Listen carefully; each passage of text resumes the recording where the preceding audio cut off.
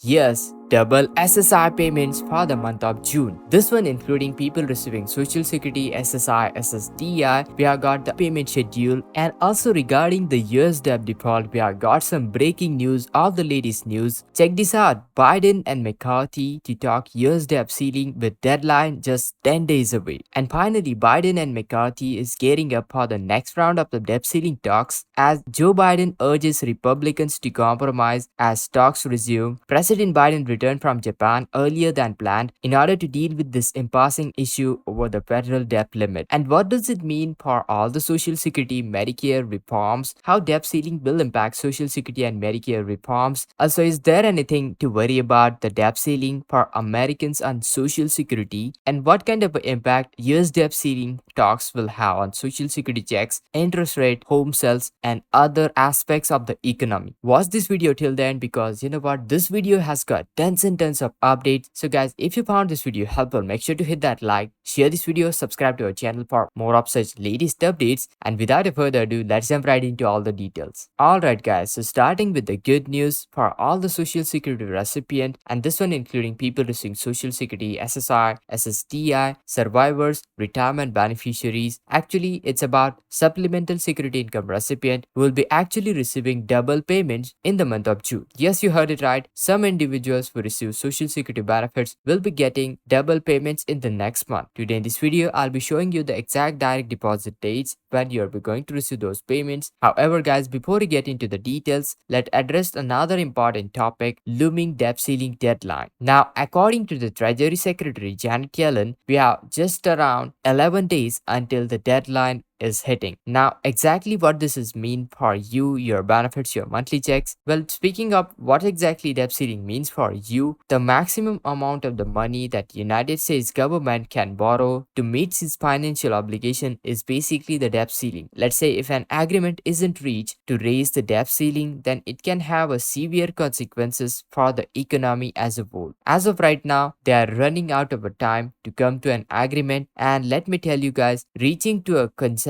between Republicans and Democrats, also the spending cuts to raise the debt ceiling, is no easy task. It's a challenging process and there are a lot of things at stake, and will they able to find a common grounds and make compromises? Only time will tell. Assuming that they do reach an agreement, the process doesn't end there. They will need to draft a bill, and finally they need to pass it through the House and then pass it through the Senate and have President Joe Biden sign it into the law. Now here is the interesting bit about the details. Now, when Speaker of the House Kevin McCarthy took his own role, Republicans made certain demands. One of those demands was to give lawmakers at least 3 days to review any bill before voting on it. These old days are definitely gone, where you know what, they used to pass 1000-page bills in the middle of the night without giving anybody time to read them. So this one introduces some complications in the terms of timing, as they need to allow enough time for lawmakers to review this bill before voting on it. Now, moving on to the recent developments regarding the debt ceiling. Over the weekend, there was meetings and discussions held, but speaking on to the Saturday, there was no meeting. But President Joe Biden finally returned